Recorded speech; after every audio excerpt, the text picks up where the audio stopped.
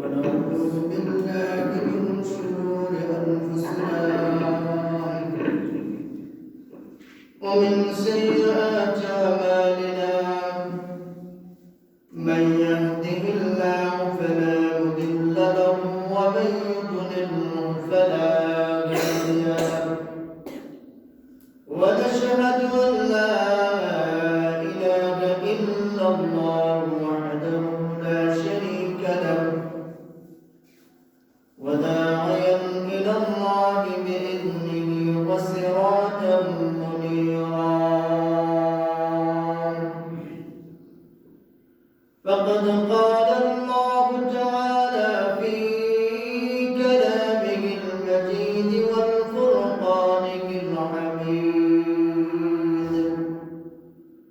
أعوذ بالله من الشيطان الرجيم بسم الله الرحمن الرحيم إن الله وملائكته يصلون على النبي يا أيها الذين آمنوا صلوا عليه وسلموا تسليما اللهم صل على سيدنا محمد وعلى سيدنا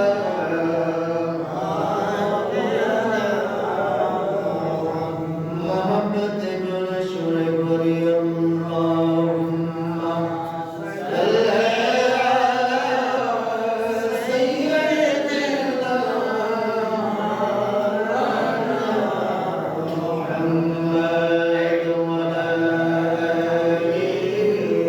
سيدنا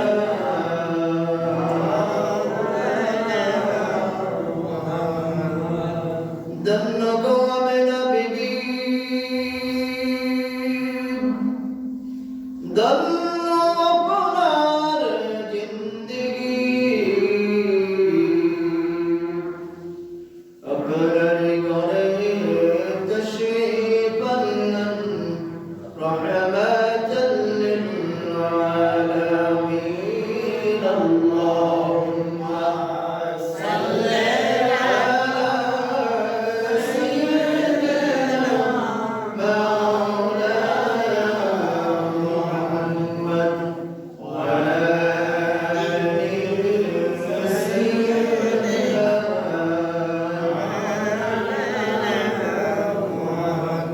بلغ العلا بكماله كشف الدجى بجماله فسلت جميع خصاله صلوا عليه وآله أربل بكم أبنار جتيار قدار كونا كوسار بيض سے برمبر بلغ العلا بكماله كشف الدجى بجماله فسلت جميع خصاله صلوا عليه وآله الله الله الله الله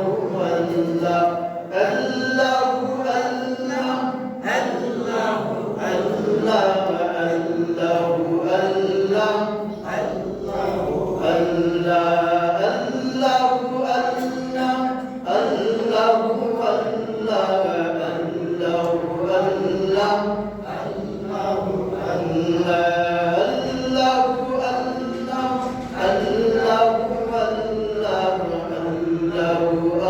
Allah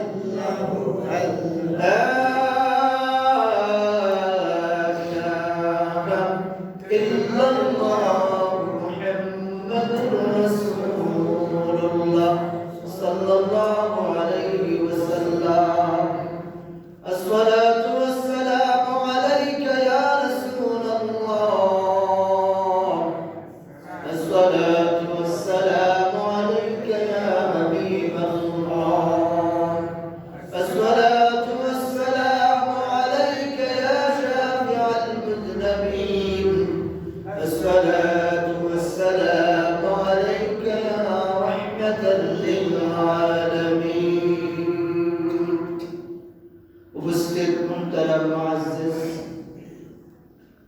আগত মুসলিম কিরাম, আসসালামু আলাইকুম ওয়া রাহমাতুল্লাহি ওয়া বারাকাতুহু। ওয়া আলাইকুম আসসালাম ওয়া রাহমাতুল্লাহি ওয়া বারাকাতুহু।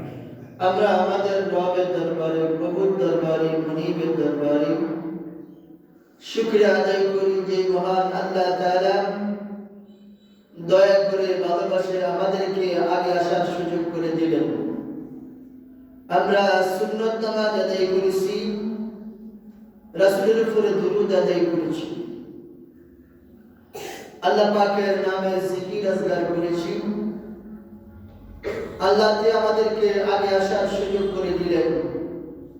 সাইয়্যিদুল আইয়াম, সপ্তাহের শ্রেষ্ঠ দিন, জুমার দিন, গরিবের হজের দিন, গুনাহ মাফের দিন, বরকতপূর্ণময় দিন, ফজিলতপূর্ণ দিন। এই দিনে আল্লাহ তাআলা আমাদেরকে আগে আসার সুযোগ করে দিলেন, আমাদেরকে সুস্থ রাখলেন, ভালো রাখলেন। এই জন্য আমরা আমাদের মুনিবের দরবারে শুকরিয়া আদায় করি, সকলে বলি আলহামদুলিল্লাহ। সুখে থাকেন আর দুঃখে থাকেন, যে অবস্থায় থাকি না কেন, সবসময় আল্লাহ পাকের শুকরিয়া আদায় করব, বেশি বেশি করব। আল্লাহ পাক নিয়ামত বাড়িয়ে দেন, আল্লাহ পাকের শুকরিয়া আদায় করব। আজকে তো আমরা আমল থেকে অনেক পিছনে চলে আসি। আজকে আমরা মুসলমান দাবি করি কিন্তু আমল করতে চাই না। সিদ্দিক আকবর আবু বকর সিদ্দিক আমিরুল মুমিনিন, মদিনার খলিফা, রাসূলের খলিফা, আর রাষ্ট্রের প্রধান বিচারপতি হচ্ছেন ওমর রাদিয়াল্লাহু তাআলা আনহু। বন্ধুগণ, আবু বকর রাদিয়াল্লাহু তাআলা আনহু ওমরকে রাস্তার পারে ডেকে বললেন, ওমর, আল্লাহর নবী আমাকে ঘুমের ঘরে স্বপ্নে যোগে দেখা দিয়েছেন, আমার রাজ্যের মধ্যে অমুক জায়গায় একজন বিধবা স্ত্রী, বৃদ্ধ মহিলা, তার ছেলে সন্তান নাই, কোনো আওলাদ নাই। আমি যেন তার খোঁজ খবর রাখি, আমি যেন তার সেবা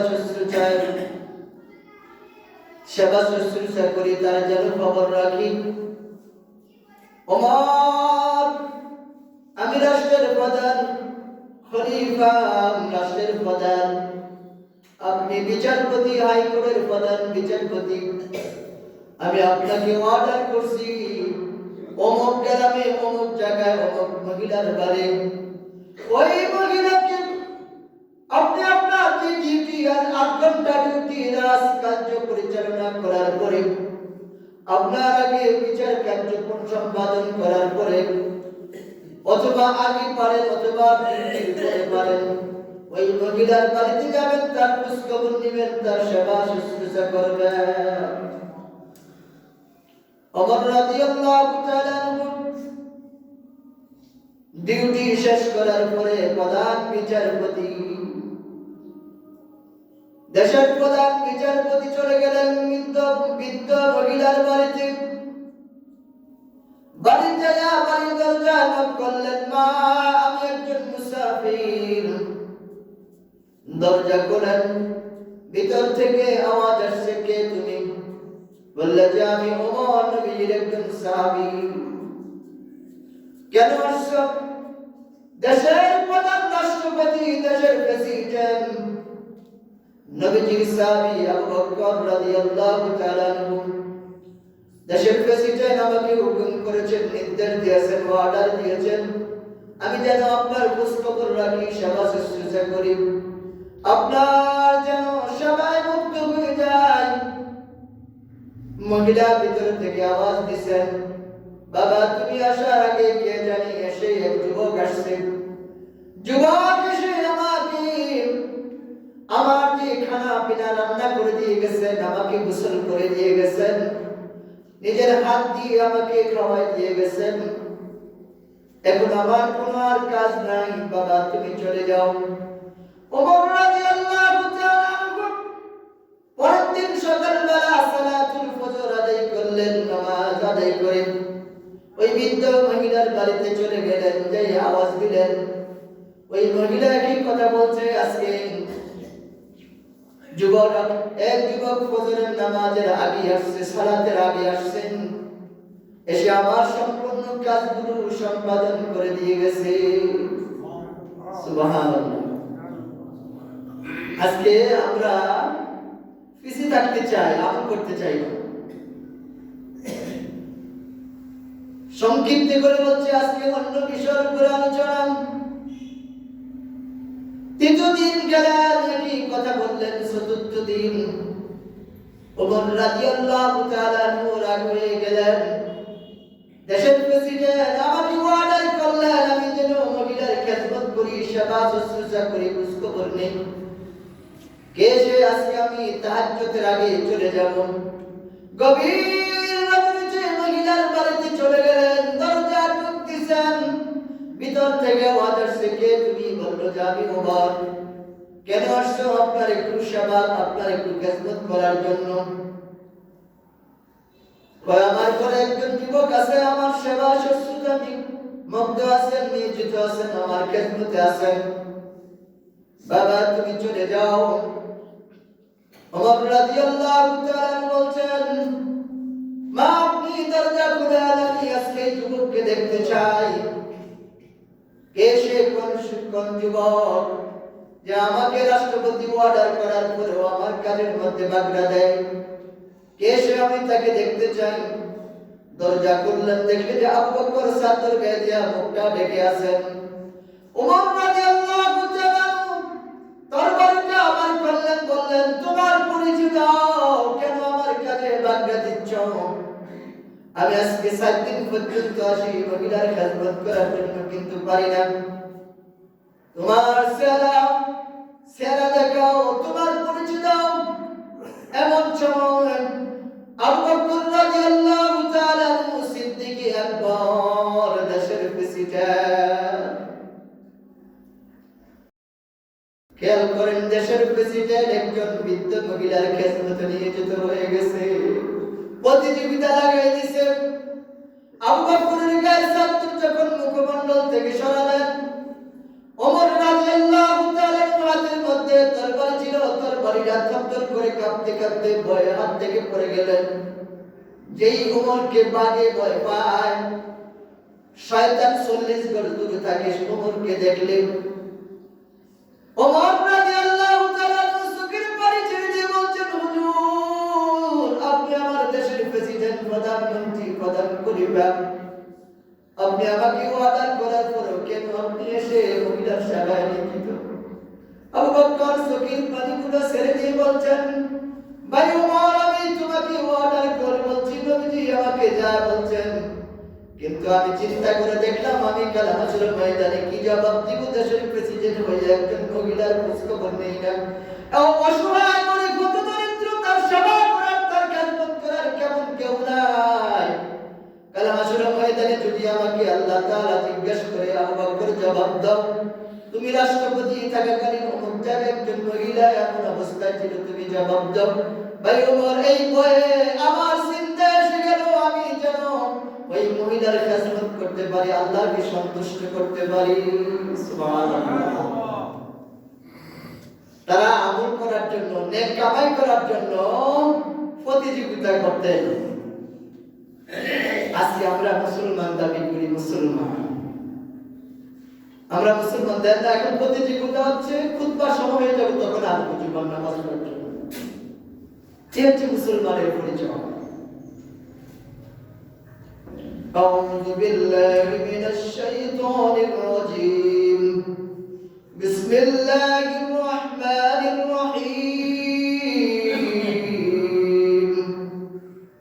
ويل لكل همزة لمزة الذي جمع ماله وعدده يحسب أن ماله أخلده كلا لينبذن في الحطمة وما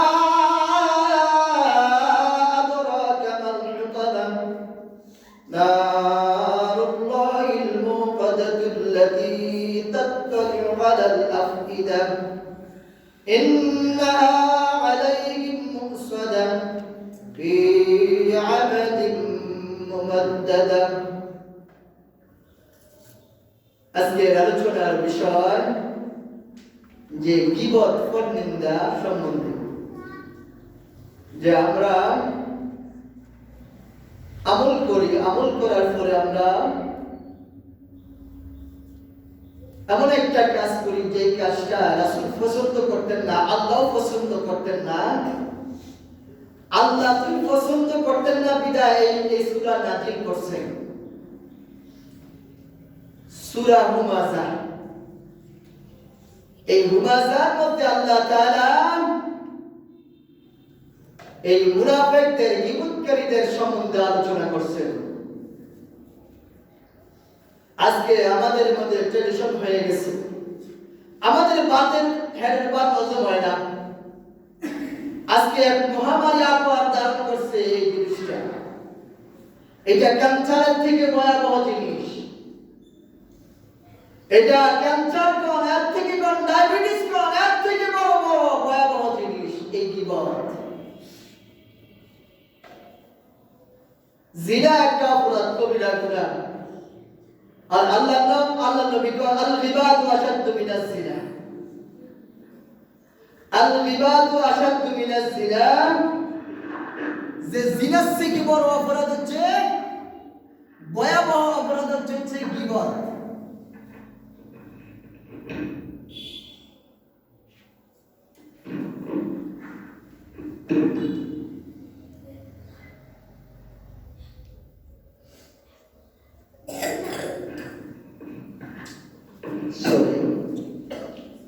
আল্লাহ নবী বলতেছেন যে জিনার থেকে বড় অপরাধ হচ্ছে গীবত। আজকের এই গীবত আমরা অনেকে মসজিদে বইয়া শুরু করি, নামাজ পড়ি, মসজিদে বইয়া শুরু করি গীবত। আর বর্তমানে দোকানপাট গুলো হচ্ছে গীবতের ফ্যাক্টরি।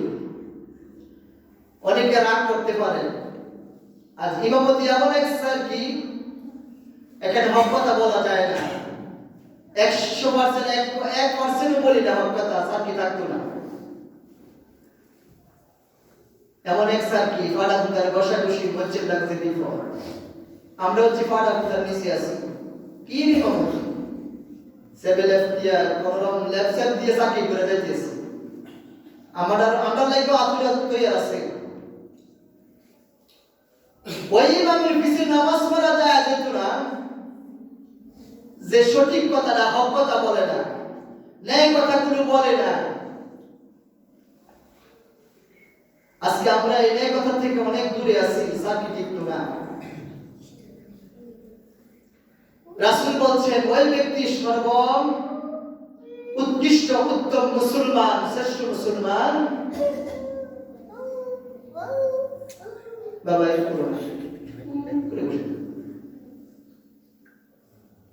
রাসূল বলছেন যার এই জবান থেকে এবং হাত থেকে অপর মুসলমান নিরাপদ থাকে।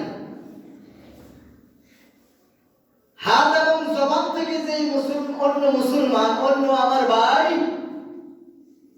আমার ফ্রেন্ডের মার ভাই হোক, আমার চাচাতো ভাই হোক, মুসলমান ভাই হোক, আমার অপর মুসলমান ভাই আমার এই জবান থেকে এবং হাত থেকে নিরাপদ, তাহলে সে সব প্রকৃতপক্ষে মুসলমান, সে পরিপূর্ণ মুসলমান, প্রকৃত মুসলমান। আল্লাহ নবী বলেন যার মুখ থেকে, জবান থেকে এবং হাত থেকে অপর মুসলমান নিরাপদ নয়, সে মুসলমান নয়। ঈমানদার বটে কিন্তু সে প্রকৃত মুসলমান নয়, সে হচ্ছে মুনাফিক। এজন্য আল্লাহ রাসূল বলছেন আপনি কারো থেকে টাকা পয়সা আনছেন, এটা মাফ দেওয়ার সুযোগ আছে, দেওয়ার সুযোগ আছে, সিস্টেম আছে। কিন্তু আপনি কারো গীবত করছেন, সমালোচনা করছেন, পরনিন্দা করছেন, চুগলখড়ি করছেন, পরের সমালোচনা করছেন, ওই ব্যক্তি যে পর্যন্ত ওই ব্যক্তির কাছে আমি যে ব্যক্তির সমালোচনা করছি, গীবত করছি, যে পর্যন্ত ওই ব্যক্তির থেকে আমি মাফ না চাই, ক্ষমা না চাই, মাফ না আনি, এই পর্যন্ত আল্লাহ তাআলা আমাকে মাফ করবে না।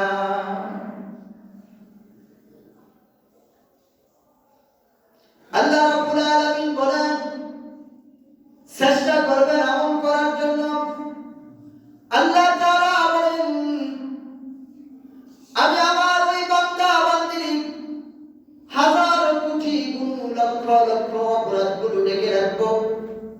যে ব্যক্তি অন্যের অপরাধগুলো ঢেকে রাখে, অন্যের গুনাহগুলো ঢেকে রাখে, মানুষের কাছে প্রকাশ করে না, শরম দেয় না, লজ্জিত করে না, অপমান অপদস্থ করায় না, ওই ব্যক্তির আমি আল্লাহ তাআলা দুনিয়াতে তার অপরাধগুলো ঢেকে রাখবো। কায়ামতের ময়দানে আমি তাকে অপদস্থ করব না, তার অপরাধগুলো ঢেকে রাখবো।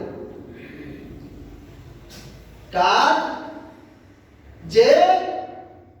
যে দেখছে অথবা একটা অপরাধ করছে, যে কারো কাছে প্রকাশ করে নাই, যে অপরাধ করছে তাকে পার্সোনালিটি গোপনীয় পার্সোনাল ভাবে ভাই মনে হয় এই কাজটা হচ্ছে না, এই জিনিসটা মনে হয় রং হচ্ছে, এটা গুনাহের কাজ, এটা করা যাবে না, পার্সোনাল গোপনীয় ভাবে একান্ত ভাবে বলে দিতে হবে। একবার দুইবার তিনবার সাবধান করতে হবে, এরপরে না শুনলে করা কিছু নাই, কিন্তু অন্যের কাছে এটা প্রকাশ করা যাবে না। এজন্য আল্লাহর নবী বলছেন আল গিবাতু আশাদ্দু মিনাজ জিনা, গিবত হচ্ছে জিনার থেকে বড় অপরাধ। সময় শেষ।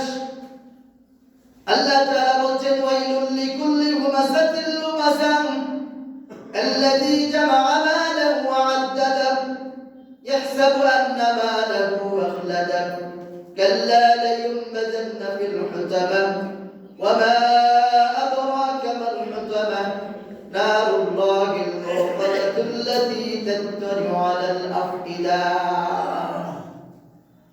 ইন্নাহা আলাইহিম মুসসাদা ফি আমাদিন মুমাদ্দাদা। এই আয়াতে এই সূরার মধ্যে আল্লাহ তাআলা বলছেন তোমার মধ্যে এই অভ্যাসগুলো, খারাপ অভ্যাসগুলো কি? তুমি হাত দ্বারা মানুষের ক্ষতি করো, তোমার জবান দ্বারা মানুষের ক্ষতি করো, অমুকের গীবত করো, ফলনিন্দা করো, চুগলখড়ি করো, শাকায়াত করো।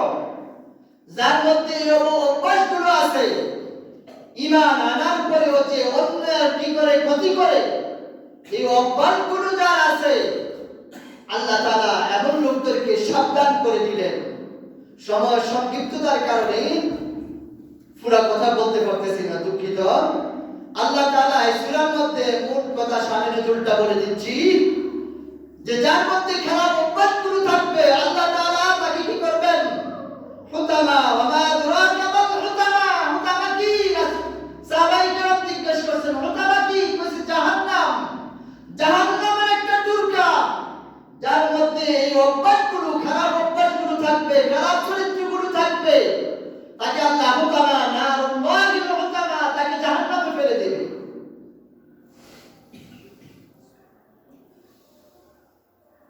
মানুষ টাকা পয়সা সমুদয় জন্য কথা বলতেছিলাম। অনেকে টাকা পয়সার প্রতি লোভ বেশি, লোক টাকা পয়সা পেয়ে দুনিয়া সবকিছু ভুলে যায়।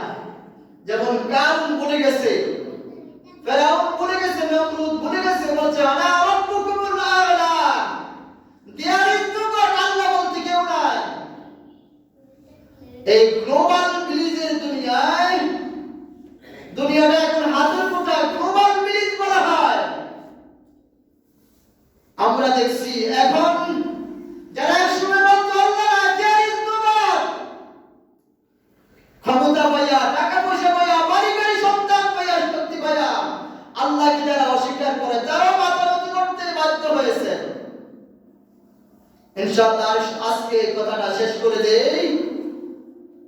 গীবত করা যাবে না, পরনিন্দা করা যাবে না, চুগলখড়ি করা যাবে না, শাকায়াত করা যাবে না। যদি আমি নামাজি, আমি রোজাদার, আমি ইসলামী, আমি নামাজ রোজা করি, হজ যাকাত দেই, আমার মধ্যে যদি এই আমলগুলো করার পরে এই খারাপ অভ্যাসগুলো থাকে, আল্লাহ তাআলা বলছেন হুতামা, আমি তাকে জাহান্নামে নিক্ষেপ করে দেব। নাউযুবিল্লাহ, আস্তাগফিরুল্লাহ। আল্লাহ তাআলা আমাদেরকে মানুষের ফরজ সমালোচনা থেকে, গীবত থেকে, শাকায়াত থেকে, পরনিন্দা থেকে, চুগলখড়ি থেকে আমাদেরকে যেন আল্লাহ পাক হেফাজত করে রক্ষা করেন। আমরা যেন নিজের জবানকে হাতকে অন্যের ক্ষতি থেকে রক্ষা করতে পারি। আল্লাহ তৌফিক দান করুন। ওয়া আখিরু দাওয়ানা আলহামদুলিল্লাহি রাব্বিল আলামিন। মা'আস সালাম। আসসালামু আলাইকুম ওয়া রাহমাতুল্লাহি ওয়া বারাকাতুহু। আমার ভিডিওটা বন্ধ করে দিয়েছে। দুই তিনজনকে বলছিলাম যে আমার ভিডিও বলছি টাকা দেবেন, পরেও